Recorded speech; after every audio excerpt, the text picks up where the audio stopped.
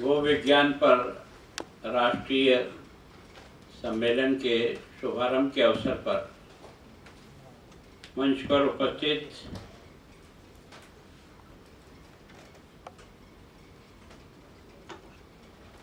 भारतीय आईआईटी गुवाहाटी के डायरेक्टर आदरणीय परमेश्वर अय्यर जी, भारतीय आईआईटी गुवाहाटी के प्रमुख प्रोफेसर उदय एस दीक्षित जी, और वास्तव में जिनके समर्पण को हम सब सलाम करते हैं कि वास्तव में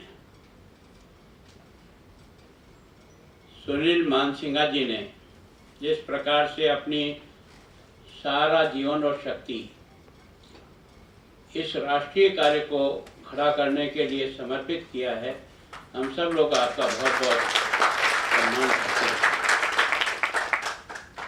भारतीय गौवंश संरक्षण संवर्धन परिषद पूर्वोत्तर के अध्यक्ष आदरणीय विनोद कयाल जी, इस सम्मेलन में पधारे हुए संपूर्ण देश के सभी विद्वज्जन, वैज्ञानिक बंधुओं, विभिन्न गौशालाओं से संबंधित विभिन्न स्थानों पर कृषि कार्य से जुड़े हुए सभी उपस्थित प्रतिनिधि भाइयों और बहनों, मैं राज्यपाल असम की तरफ से आईआईटी गुवाहाटी को इस बात के लिए बधाई देता हूं कि आपने और दीक्षित जी ने इस कार्यशाला को संपूर्ण देश के लोगों को इस संस्था में बुलाकर इसका जो वैज्ञानिक पक्ष है वो और कैसे मजबूत किया जाए, आपने अपने समर्थन से, मैं सोचता हूँ कि आने वाले भविष्य का एक निर्धारण करने का जो बीड़ा उठाया, उसके लिए मैं आईआईटी गुवाहाटी का बहुत बहुत अभिनंदन करता हूँ। आदरणीय दीक्षित जी ने उस दिन कहा था, वैसे मैं न तो वैज्ञानिक हूँ न बहुत जानता हूँ, लेकिन मैं इतना जरूर जानता हूँ कि अपने बचपन में भी ऐसा कोई घर नहीं होता था जिस घर में गाय नहीं होती थी। और मैं सोचता हूँ कि गाय को घर में रखना ही एक तरह से स्वस्थ रहने के लिए एक बहुत बड़ा सिंबल काम करता था। वो जाना नहीं जाता था पर अनजाने में हो जाता, क्योंकि जिस गौमूत्र के बारे में आप जिस प्रकार की बात कह रहे हो, तो घर में गौमूत्र और गोबर जब गिरता था तो कई बार तो उस समय हम लोग बचपन में अपनी बीमारी का इलाज गाय की बछड़ी के गौमूत्र से ही कर देते। फोड़े फुंसी भी होते थे तो उस पर गौमूत्र लगा देते थे, फोड़े फुंसी ठीक हो जाते थे। अगर किसी प्रकार की कोई पेट की बीमारी होती थी तो खाली गौमूत्र देते थे। न तो गांव में डॉक्टर था न कोई जानने वाला था, लेकिन हमारे माँ बाप ही डॉक्टर थे और वो गाय का सहारा लेकर के हमारा जीवन का आधा बीमारी का अंत तो वो स्वयं ही कर देते थे। मैं सोचता हूँ हम सब झोंपड़ों में रहे,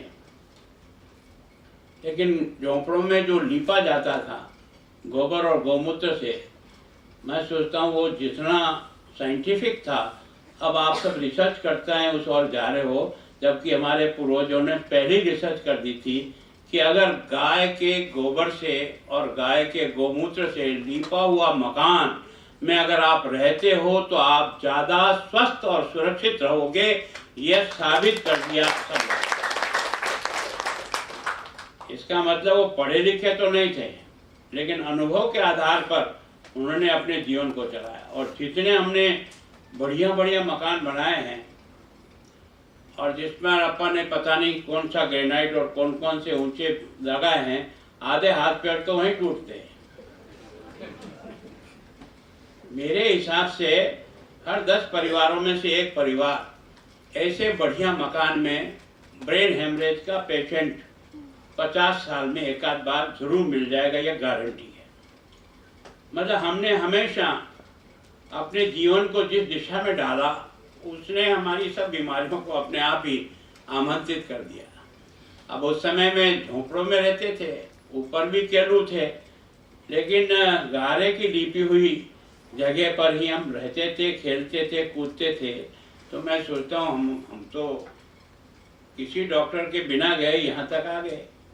तो इसका मतलब यह है कि गाय का महत्व, अरे भगवान कृष्ण जिसको चराने निकला है तो कुछ सोच समझ के निकला होगा।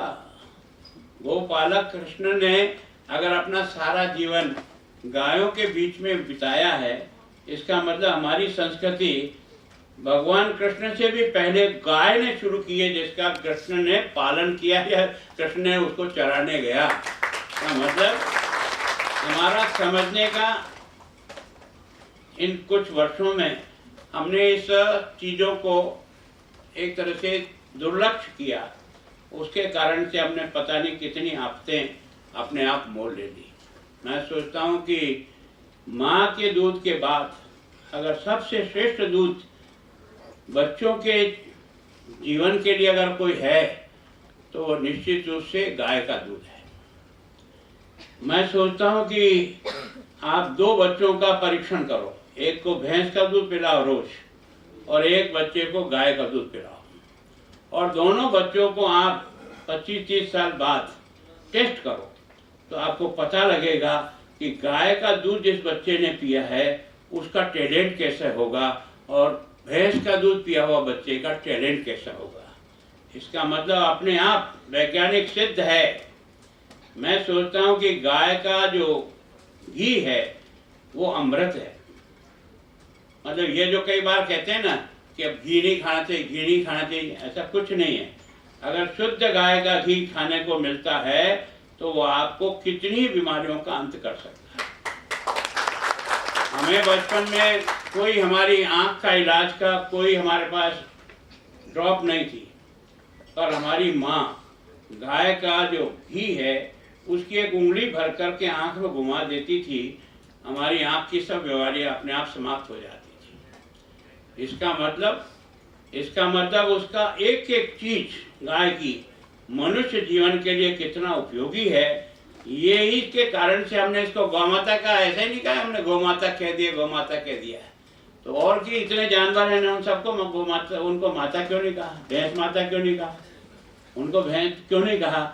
इसका मतलब ये कि हमारे बाप दादा साइंटिफिक समझते थे कि किसके कारण से। अगर आप खेती में देखना चाहें तो निश्चित रूप से आप जितनी फलदार खेती है, एक आप चाहे जिस प्रकार का खाद डाल करके आप तैयार करते हो उनको, एक आप 100% इसमें मैं फलदार खेत में इसी का गाय का ही गोबर डालूंगा और गाय का ही गौमूत्र डालूंगा। दोनों के फलों को आप 3 साल के बाद देखें, आपको समझ में आ जाएगा कि गाय के गोबर में कितना दम है फसल को तैयार करने में और उसकी गुणवत्ता को बढ़ाने में।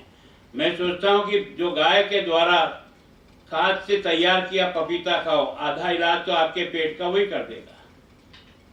लेकिन हम सब प्रकार के यूरिया और पता नहीं किन किन प्रकार से खाद, वो आपका पपीता तो भले 2 किलो का हो जाएगा, 4 किलो का हो जाएगा, पर उसमें वो गुण नहीं हो सकता जो गाय के गोबर से और उससे बड़ा हुआ जो पपीता या जो भी उसकी मिठास, उसका सब प्रकार का आप देखेंगे एक अलग ही प्रकार का उसका आनंद आता है ना। गाय के गोबर से अगर आप 4 क्यारियां बना करके भी उसकी खेती करके उसकी सब्जी खाओ आप, और एक आप बाजार से ला करके सब्जी खाओ, आपको अपने खाने में ही लगेगा कि ये ऐसी सब्जी है जिसमें कोई तेल मिर्च मसाला नहीं हो तो भी उसका स्वाद उससे बेटर होगा। ये 100% प्रूव है। दुर्भाग्य से हम लोग जैसे अधिक फसल और इस व्यापारिक धंधे में लग करके हमने उसकी गुणवत्ता को बिल्कुल खत्म कर दिया। और आज की तारीख में आप तो क्योंकि IIT के हैं, हम तो फील्ड के अनुभव रखते हैं, मेरे हिसाब से इन पिछले कुछ वर्षों में जितने कैंसर के रोगी बढ़े हैं, ऐसे तो हिंदुस्तान में पिछले जब से हम पैदा हुए लेकर के अब तक इतने कैंसर के मरीज नहीं होंगे जितने कैंसर के मरीज इन पिछले 50 सालों में हो गए। कोई घर खाली नहीं है जिसमें कैंसर का कोई मरीज नहीं है। इसका मतलब क्या है, हमारे यहाँ गंगानगर की जो ट्रेन आती है उस ट्रेन का नाम ही कैंसर ट्रेन रख रखा है। इसका मतलब समझ में तो आता है, लेकिन चूंकि हम कहीं हमको पोंगा पंथ नहीं कहते, कहीं हमको कोई और किसी नाम की श्रेणी नहीं देते, इसलिए अपने आप को इससे ऊपर उठाने का प्रयास कर रहे हैं। और मैं सोचता हूं कि वास्तव में गो आधारित कृषि जब से इस देश की थी, हमारे आदमी की ताकत और शक्ति को देखो। महाराणा प्रताप 400-450 साल पहले हुआ, अपने तलवार के वार से दुश्मन को ठेठ घोड़े तक को काट के फेंक देता है। इसका मतलब कोई तो चीज है।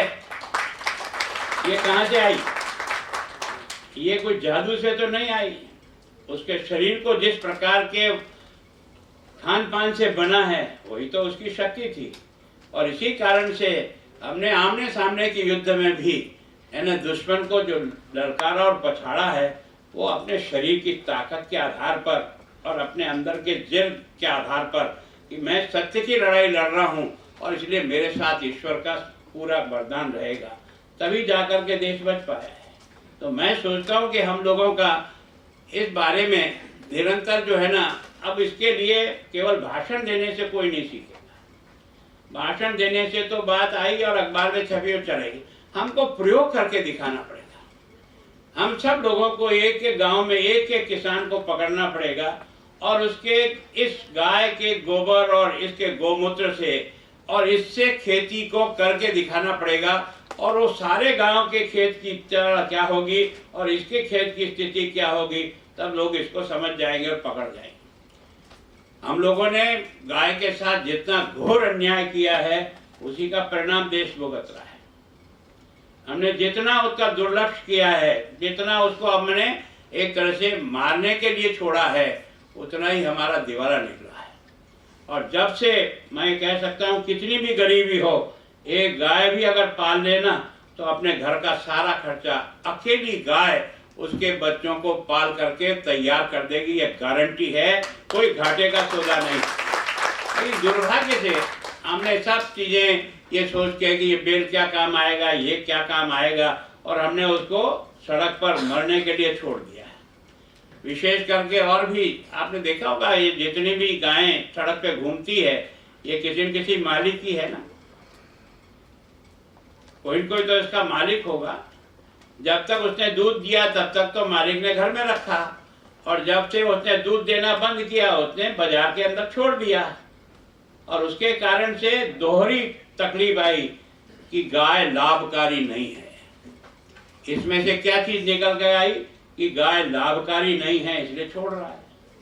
और गाय लाभकारी के बाद जो बैल है, नर है, उसको तो बिल्कुल ही बेकार समझा है, कुछ उपयोग हो नहीं सकता है। मैं सोचता हूँ ये आप लोगों ने पिछले 30-40 वर्षों से प्रयत्न किया है और वापस इसका उपयोग करना आपने प्रारंभ किया है विभिन्न तरीकों से, है ना। आपका जो गौशाला मैंने भीलवाड़ा की भी देखी है, इसमें जो आपका बेड है वही चलता है और वही बेड आपके जो है ना बिजली पैदा करने का काम भी कर रहा है।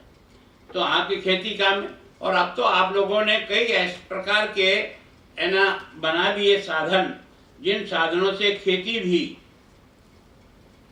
मतलब उस साधन के आधार, बेल के आधार पर भी आपने छोटी मोटी जोत को बहुत सफलतापूर्वक उसका काम करने के लिए आपने तैयार कर दिया। तो थोड़ा बहुत आपसे IIT गुवाहाटी में करने का मतलब यही है कि इसको सिस्टम को हम कैसे वैज्ञानिक तरीके से और इसमें इम्प्रूवमेंट करें, जिसके कारण से कम खर्चे से किसान को अधिक लाभ हो सके। क्योंकि वो भी इस बारे में तो जरूर सोचता है कि मैं जितना खर्चा करता हूँ उसके एवज में मुझे अपने खेत से क्या मिलता है और कितना मिलता है। तो ये जो आप सब विद्वान लोगों की जो है वो यही है कि आप इन प्रयोगों के द्वारा उस किसान के मन में इस बात को बिठाए। अब तो आपको और मुझे जो जैविक खाद जो बन रहा है ना, ये 5 रुपया किलो गोबर खरीदा जा रहा है। 5 किलो के हिसाब से गोबर खरीद करके लोग खाद तैयार करके, और उस खाद को लोग थैलियों में ले जा रहे हैं अपने अपने घर पर सब्जियां बोने के लिए या अपने गमलों में सब्जियां बोने के लिए। आपने देखा होगा कि गौमूत्र को अगर शुद्धता से आप इकट्ठा करो तो लोग आपके घर आएंगे लेने के लिए कि जहाँ शुद्ध गौमूत्र। आप देखो किस भगवान की पूजा करते हैं तो उसके पहले गौमूत्र नहीं छिड़कते हैं। कौन सा यज्ञ करते हैं जिस यज्ञ की पवित्रता के लिए गौमूत्र छिड़क करके उस धरती को पवित्र करने का प्रयास नहीं करते? तो क्यों करते हैं? इसका मतलब कोई न कोई उसमें इतना उस कीटनाशक की ताकत होगी कि वो वहाँ की सारी गंदगी को खत्म करके और उसको उपयोगी बना देता है, इसलिए गौमूत्र छिड़कते हैं, है ना। मैं सोचता हूँ कि गौमूत्र और गंगा जल से आदमी का हर परिस्थिति में भी जब कभी भी उसको पवित्र करने का प्रयास करते तो उपयोग करते हैं, नहीं करते। इसका मतलब कोई कारण तो होना चाहिए। और उसको अब आप अपनी वैज्ञानिक तरीके से कैसे लोगों के सामने रखते हैं, आपकी कही हुई बात को लोग मानेंगे। हम जो पुराने पंथी वाले लोग हैं, हम कहेंगे तो हमारी बात को कोई नहीं मानेगा। आप जो बार बार कह रहे हो पेटेंट पेटेंट, आजकल हम पेटेंट के अभ्यस्त हो गए। जो पेटेंट हो जाता है, जो बाहर का आदमी कह देता है, वो 100% सच, और हमारे बाप दादा कहते थे वो सब झूठ। हमारी मानसिकता अंग्रेजों के 200 साल की गुलामी ने दिमाग को ही कोरा कर दिया, सोचने की ताकत को ही समाप्त कर दिया। हमें जो उन्होंने पढ़ाया बस उसी को अपने सर माथे पे रख लिया, और उसके कारण से उसके खिलाफ खड़े होने की हिम्मत भी किसी की नहीं है। कोई उनके खिलाफ गए तो यार तुम तो समझते ही नहीं हो, तुम पढ़े लिखे ही नहीं हो। मैं सोचता हूँ ऐसा नहीं है। गांव का अनपढ़ आदमी भी आज भी आपसे ज्यादा इस विषय को जानता और समझता है। केवल थोड़ा सा आपका वैज्ञानिक पुत्र के कारण से उसको ये लगे कि मेरे जीवन को बेहतर बनाने के लिए इस गौ माता का क्या उपयोग हो सकता है, तो आर्थिक दृष्टि से जब मजबूत होने लगेगा तो आपकी बात को अपने आप मान लेगा। जब तक आप उसको आर्थिक दृष्टि से नहीं जोड़ोगे, इन भाषण पिलाने से आदमी नहीं सीखेगा। इसको अगर गौ माता कहा है तो इसकी उपयोगिता के आधार पे कहा। इसमें भगवान विराजते हैं, है ना। मैं सोचता हूँ गाय के चित्र पर आपने और मेरे बचपन में पढ़ा होगा, जितनी शक्तियां होती है वो सब गाय के अंदर मौजूद हैं। आश्चर्य की बात तो यह है कि गाय के सींग, अगर गाय के सींग को भी जमीन में दबाकर खाद बना दोगे तो वो कई हेक्टर में वो सींग काम आते हैं खाद के रूप में, जो किसी फर्टिलाइजर में नहीं है उतना उसमें है। हम जो गाय को जैसे छोड़ के जाते हैं ना, अगर गाय को दफन करने के बाद गाय जब उसके अंदर बिल्कुल घुल मिल जाती है मिट्टी के साथ, आप उस खाद को उठाओ और उठाने के बाद दूसरी मिट्टी के साथ मिला करके उसका उपयोग करके देखो खेत में, आपको लगेगा एक चमत्कार हुआ है। इतनी ताकत है उसमें। गाय की एक भी चीज ऐसी नहीं है, हड्डी से लेकर के उसके शरीर के एक एक अंग का, जो मनुष्य जीवन के लिए सार्थक उपयोग करती है। इसलिए हमने उसको गौ माता कहा है। ऐसा नहीं है कि हमारे किसी ने पकड़ा दिया इसलिए हमने पकड़ लिया, ऐसा नहीं है। उसकी उपयोगिता के आधार पर हमने उसको गौ माता का स्थान दिया। और आपका और मेरा बचपन का जीवन याद करो आप, है ना। हम जब घर में चाहे कितने भी गरीब थे, हमारे घर में रोटी बनती थी ना, वो पहली रोटी गाय को जाती थी। कोई घर ऐसा नहीं होता था जो अपनी पहली रोटी को स्वयं खाता था, कोई नहीं, चाहे कितना भी गरीब हो। एक कुत्ते को रोटी जाती थी, एक गाय को रोटी जाती थी। ये दो रोटी हमेशा गरीब आदमी भी, और बहुत गरीब होता तो टुकड़ा ही निकालता, कोई बात नहीं, लेकिन हम जरूर देते थे। लेकिन अब तो हमने डंडा देना शुरू कर दिया गाय को। हम बिल्कुल एक तरह से विपरीत दिशा की ओर गए, उसके कारण से हमको कई प्रकार का नुकसान हो गया, है ना। हमारा सोच ही अलग अलग प्रकार का हो गया। हम सब व्यक्ति परस्त हो गए। मैं ये जो ईगो पैदा हुआ ना, वो इन्हीं कारणों से हुआ। पहले हम कभी मैं शब्द बोलते नहीं थे गांव में। मुझे अपना बचपन याद है कि अगर कहीं गाली देते तो मेरे गांव का कोई छोटी छोटी जाति का बुजुर्ग भी निकलता ना, तो एक थप्पड़ देता था। कितने गाली क्यों दी? मतलब गांव के हर व्यक्ति को अपने बच्चे को संस्कार देने का अधिकार था। कभी भी माता पिता ने आकर उससे झगड़ा नहीं किया कि मेरे बच्चे के थप्पड़ कैसे मार दिए, क्योंकि सोच ये था कि गांव का हर बुजुर्ग आने वाले बच्चों को संस्कारित करके समाज का उपयोगी बनाना चाहता है, इस बात के आधार पर करते थे। तो मैंने सोचा हमने सारी व्यवस्थाओं को बिल्कुल तहस नहस कर डाला इन वर्षों में, जिस प्रकार से हमने, अब हम वापस चले हैं। पिछले कुछ सालों से ये प्रयत्न हुआ है, और आज की तारीख में मैं सोचता हूँ कि इतनी गौशालाएं चल रही है, और आसाम के और पूर्वांचल के इन सब जितने भी मेरे राजस्थानी भाई हैं, इनको बहुत धन्यवाद देता हूँ मैं। हर समय जब कभी भी काल पड़ जाता है तो राजस्थान की गौवंश को बचाने के लिए इन लोगों का सबसे बड़ा योगदान मिलता है, चारे के लिए और किसी तरीके से इनका, जिसके कारण से राजस्थान की गौवंश को बचाता है। इन लोगों ने रहते यहाँ है, कमाते यहाँ है, लेकिन अपने क्षेत्र में इस गाय माता की रक्षा करने के लिए खुले हाथ से दान देते हैं। ये जितनी गौशालाएं चल रही है, मैंने यहाँ आकर के देखी है, कई गौशालाएं 100 साल से चल रही है।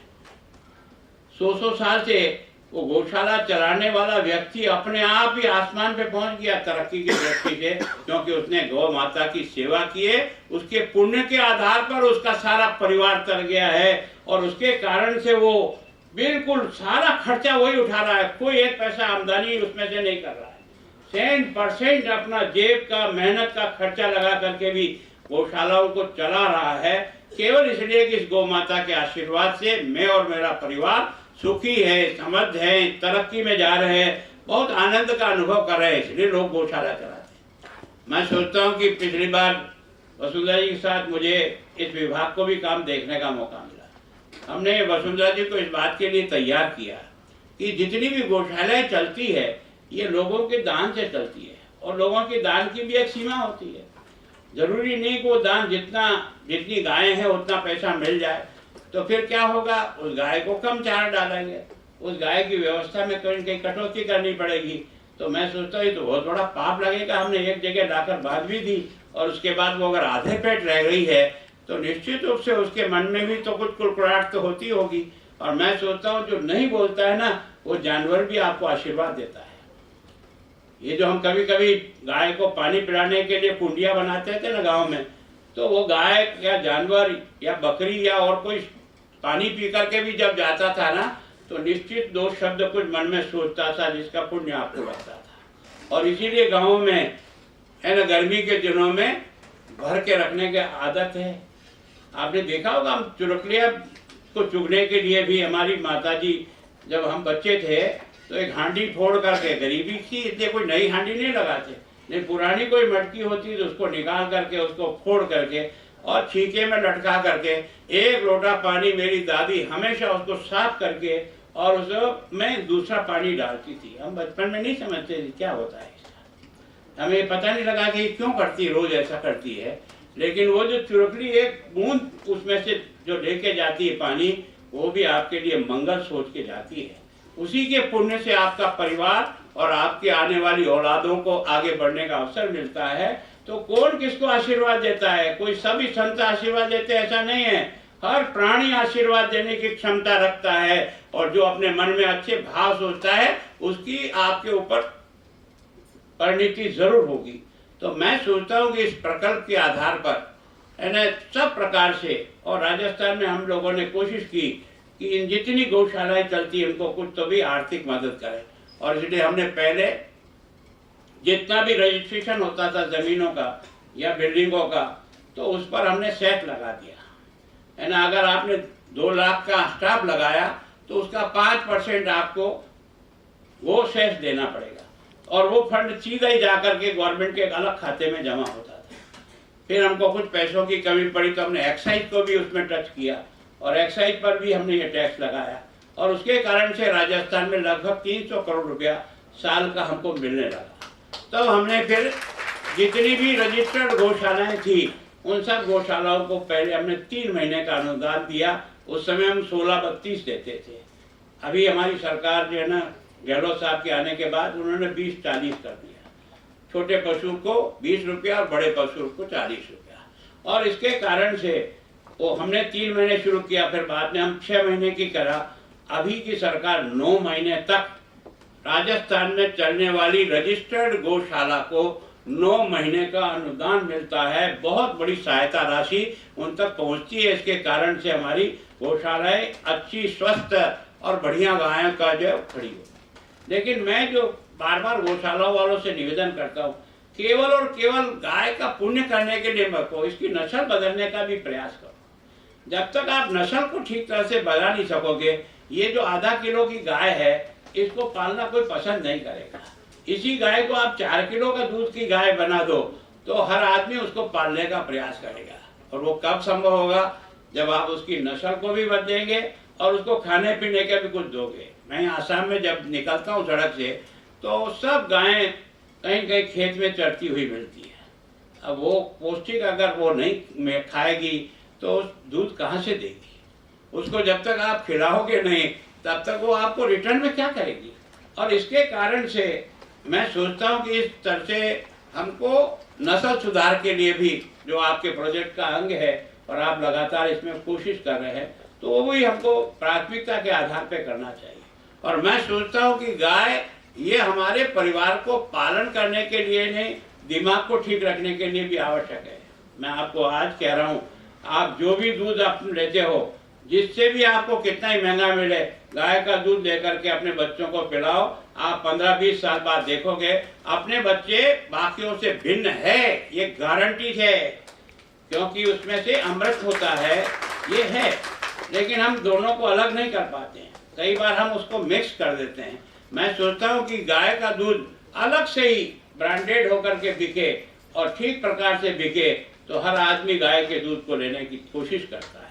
अब धीरे धीरे सबको समझ में आया है। अब वो 70 रुपया किलो मिलता है तो भी गाय का दूध लेने का प्रयास करता है। कितना भी कमजोर आदमी भी होगा, कोई सोचता है कि इसके कारण से मेरे बच्चे के बुद्धि का भी विकास होगा, शरीर का भी विकास होगा और इसकी सब प्रकार की सोच बदलेगी, ये उसमें से निकलेगा। तो हम गाय के द्वारा आने वाली पीढ़ी का दिल, दिमाग और मस्तिष्क भी अगर ठीक करना चाहते हैं, इस रास्ते पर हमको जाना पड़ेगा। पर ये स्वीकार कब करेगा समाज? जब हमको हर गांव में एक मॉडल किसान को तैयार करना पड़ेगा, जो अच्छी नस्ल की 2-3 गायें रख कर के भी अपने परिवार को कैसे पालता है और उसके परिवार का किस प्रकार से विकास होता है, तो बाकी लोग फिर अपने आप पकड़ लेंगे। मैं सोचता हूँ आप सब लोग इतने विद्वान हैं और बैठ करके लगातार इस पर मंथन कर रहे हैं, पर हमारे घर में ही गाय नहीं होगी, हम भाषण तो यहाँ ठोकते हैं, असर नहीं करेगा, कोई असर नहीं करेगा, क्योंकि ये आपका भाषण ऊपर का है। अगर आप मानते हो ऐसा हो तो अपने घर में एक गाय तो पालो, एक गाय पालो तो सही, और फिर उसके ऊपर भाषण दोगे तो लोग उसको स्वीकार करेंगे, नहीं तो आपको और हमको कोई स्वीकार नहीं करेगा। ये जो हमारे स्वभाव में जो चेंज हुआ ना, हम दूसरों को उपदेश देते हैं, स्वयं कुछ नहीं करना चाहते हैं, उस उपदेश का कोई अर्थ नहीं है। हमारे जितने ऋषि मुनि हुए ना, उन्होंने पहले अर्जन किया, फिर उसके बाद विसर्जन किया। हम अर्जन तो कुछ करते नहीं और विसर्जन करते रहते हैं, कोई असर हो ही नहीं सकता। हमने हमारी सारी सीमाएं उल्टी कर दी। मैं सोचता हूँ इस बारे में बहुत गहराई से सोचना है। दीक्षित साहब आपने और परमेश्वर जी आपने इस वर्कशॉप को यहाँ करा करके जो इसकी हाइट देने का प्रयास किया है, इसके लिए मैं आपका और आपकी संस्था का बहुत अभिनंदन करता हूँ। अगर इस प्रकार से हर एक संस्थाएं इस प्रकार की हाइट लिए हुए, क्योंकि गुवाहाटी का नाम देश और दुनिया में है, मैं सोचता हूँ ऐसी संस्था से जब ये मैसेज जाता है कि वहाँ वैज्ञानिकों ने बैठ करके इस गौ संवर्धन, गौ वैज्ञानिक पद्धति के आधार पर कैसा कैसा काम करना सीखा है, तो हर आदमी इसको पकड़ने का प्रयास करेगा। तो मैं सोचता हूँ बहुत बड़ा काम आप लोगों ने किया है। मैं तो, क्योंकि भाषण मुझे लिख कर देते हैं और मेरे लिख के पढ़ने की आदत नहीं। मुझे कई बार टोकते हैं कि नहीं, राज्यपाल बनने के बाद बिल्कुल वही पढ़ना पड़ता है जो लिख के देते हैं। अभी मेरे को बराबर समझ में नहीं आ रहा है, कोशिश कर रहा हूँ। पर मैं आप सब लोगों का बहुत प्रणाम स्वागत करता हूँ मेरे आसाम की धरती पर, कि आप देश भर के सारे गौ भक्त और गौ माता को आर्थिक दृष्टि से भी मजबूती का पाया बनाने के लिए जिस प्रकार का सोच लेकर प्रयत्न कर रहे हो, मैं सोचता हूँ कि किस प्रकार का मानसिंहा जी ने अपना सारा जीवन इस श्रेष्ठ काम के लिए लगाया। दोस्तों, मैं कहता हूँ आप जितना पुण्य कमा के जाओगे दुनिया में कोई नहीं कमा सकता। आपके पास धन दौलत नहीं होगी, गाड़ी छोटी होगी नहीं होगी, पैदल चलेंगे कोई फर्क नहीं पड़ता, कपड़े अच्छे होंगे नहीं होंगे कोई फर्क नहीं पड़ता है, लेकिन जो आपका मान सम्मान होगा वो उनसे सबसे कई गुना अधिक होगा जिसके लिए आप लगे। मैं सोचता हूँ ईश्वर आपको ताकत देगा। हम सब लोग भी प्रयत्न करें कि आदमी जब निश्चय करता है ना, तो असंभव को संभव करके दिखा देता है। अब तक इसको सोचते थे कि गौपालन असंभव है, अब धीरे धीरे समझने लगे कि नहीं, गौपालन उपयोगी है। मैं सोचता हूँ इस दिशा में आगे बढ़ेगा। आप सबका बहुत बहुत धन्यवाद।